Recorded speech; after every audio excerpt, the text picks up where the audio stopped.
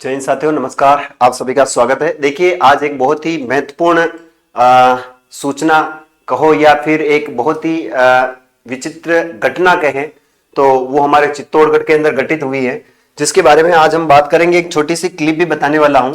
यहाँ पर प्यारे विद्यार्थियों, जो सरकारी स्कूल है, ये सरकारी स्कूल अभी किस प्रकार की यहाँ पर एक घटना हुई है, और ये घटना चित्तौड़गढ़ का एक स्कूल है।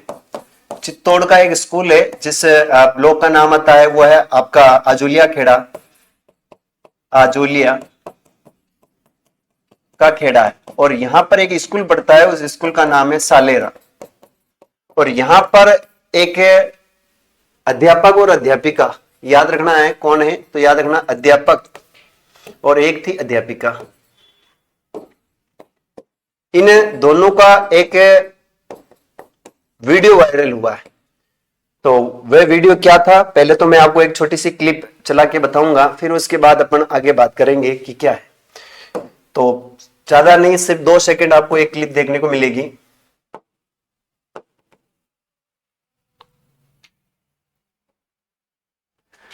देखिएगा, ये इस स्कूल का प्रिंसिपल और मैडम का एक छोटा सा क्लिप है।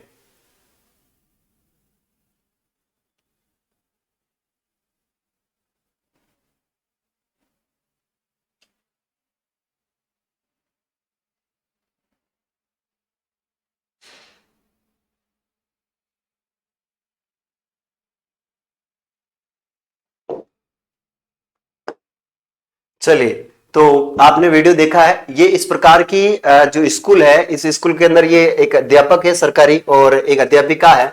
चित्तौड़गढ़ का ये स्कूल है, आजोलिया खेड़ा ब्लॉक पड़ता है, इसके अंदर एक गांव पड़ता है सालेरा।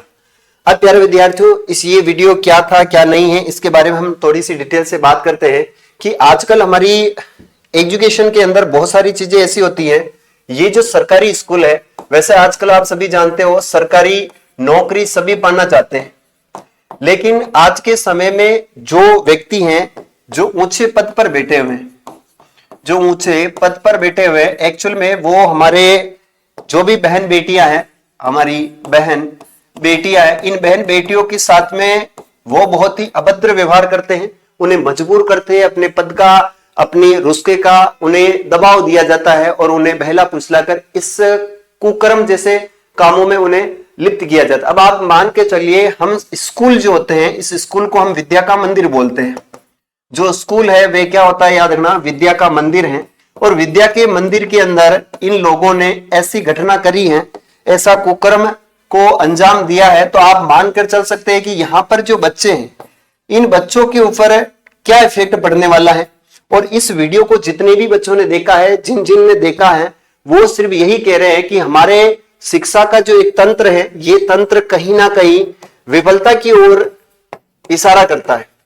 क्योंकि ये व्यक्ति जो है, ये शिक्षक संघ आपका एक बहुत बड़ा संगठन रहा है। शिक्षक संघ जो परिषद है, इस शिक्षक संघ परिषद का क्या रहा है, तो याद रखना ये अध्यक्ष भी रहा है।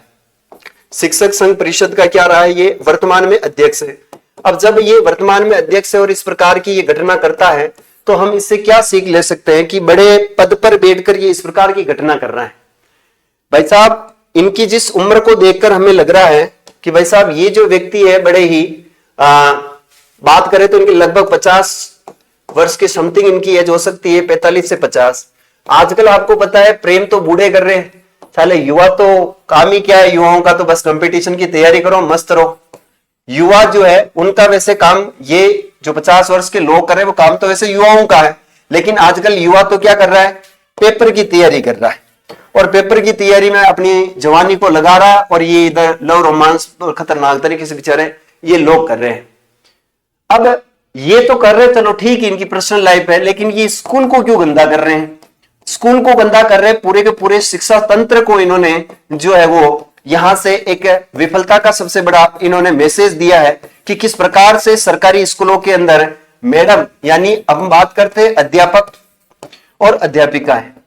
अब कोई अपने परिवार से निकलकर कोई गरीब जो लड़की है, वो कल को मान लो सरकारी नौकरी लग भी जाती है, तो आपको क्या पता है कि वो आपकी बेटी इन बड़े रसूखदारों के चुंगल में ना फंसेगी। क्योंकि ये व्यक्ति हर जगह पर मिल जाते हैं और कहीं ना कहीं इन महिलाओं का, इन जो लेडी टीचर्स होती है उनका कहीं ना कहीं ये शोषण करते हैं। अब कोई भी अध्यापक है या कोई भी अध्यापिका है, वो अपनी स्वयं की इच्छा से, तो याद रखिए ना, बहुत कमी या कोई ना कोई इसकी मजबूरी रही होती है, तभी जाकर वो इस प्रकार से कुकर्म को अंजाम देते हैं। तो ये जो अध्यापक होते हैं बड़े ऊंचे तबकर बैठे हुए, ये इसी प्रकार से इन लड़कियों का, इन महिलाओं का, इन अध्यापिकाओं का हर बार जो है वो शोषण करते हैं। तो स्कूल के अंदर कुछ ऐसी जो है वो कुछ व्यवस्थाएं की जाए जिससे इन घटनाओं को जो है वो रोका जा सके।